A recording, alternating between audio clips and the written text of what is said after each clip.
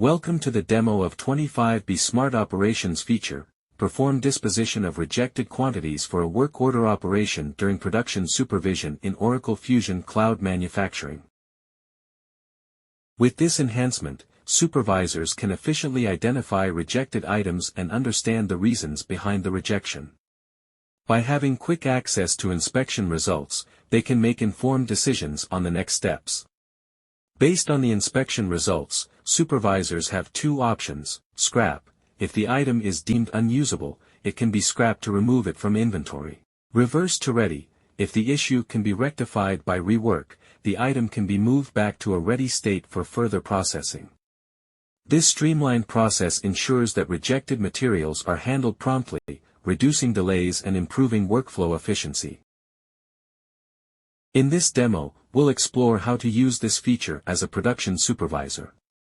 We begin by launching the Production Supervision task. Next, we query work orders with rejects to identify those needing disposition. In the Operations tab, we will review the rejected quantities.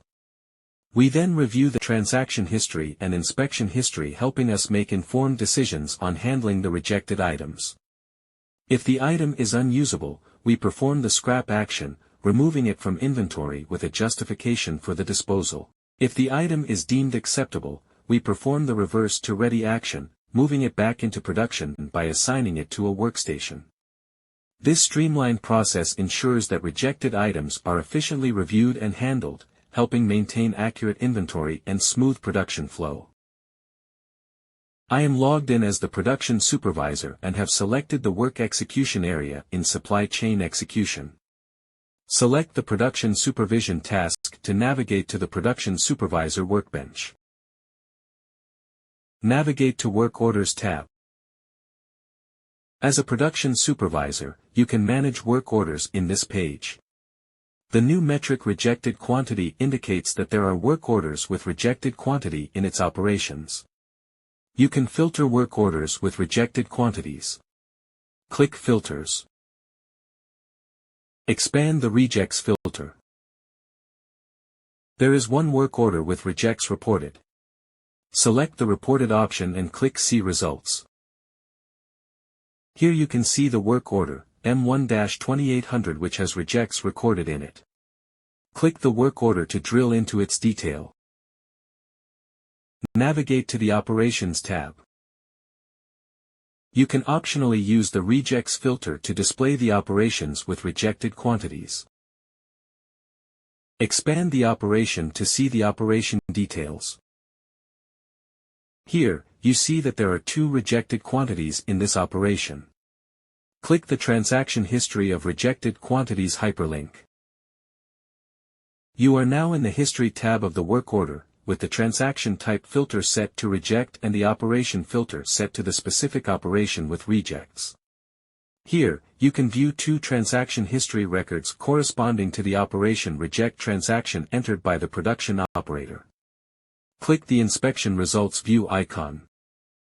You are now in the Transaction History tab of the work order, with the transaction type filter set to reject and the operation filter set to the specific operation with rejects. Here, you can see two transaction history records for the operation transactions entered for each serial rejected by the production operator. Scroll to the right to see the serial number info. As a supervisor, you can review the inspection results to make a judgment of what went wrong. Click the Inspection Results View icon of the first record corresponding to serial number PS91349. You can view the inspection results that was recorded as part of the reject operation transaction. Navigate back to the transaction history page. Similarly, you can review the inspection results of other rejected transaction records. Click the Customize Columns icon to reveal additional hidden columns. Enable the transaction note and reason fields so that they are displayed in the transaction history records. Close the dialog. Now, you can see the transaction note and reason code that was optionally captured by the operator.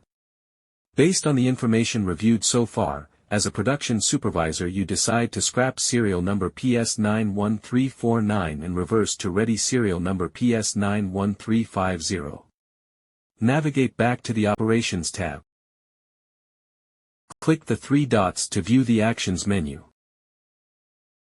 Here, you can see two additional disposition actions, scrap and reverse to ready.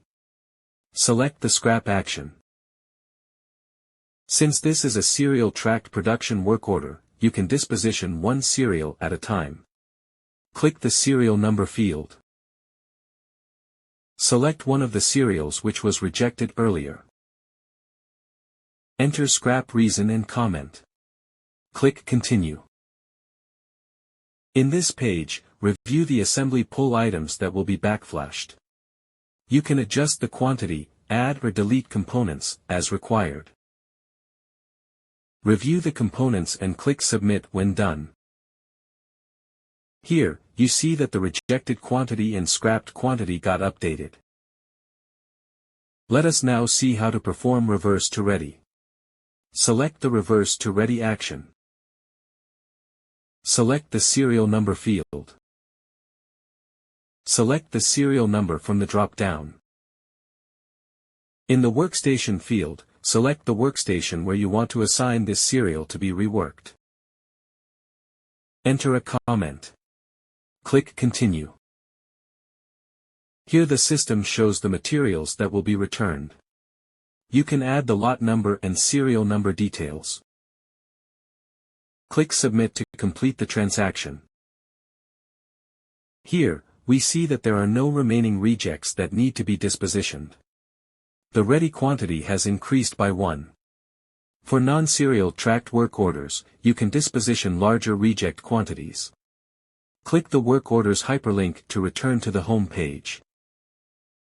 To recap, we launched the production supervision task and queried for work orders with rejects. We then reviewed the transaction history and inspection history of the rejected items in a work order. We then demonstrated the disposition actions, scrap and reverse to ready, that you can take as a production supervisor. This is the end of the feature demo. Thank you.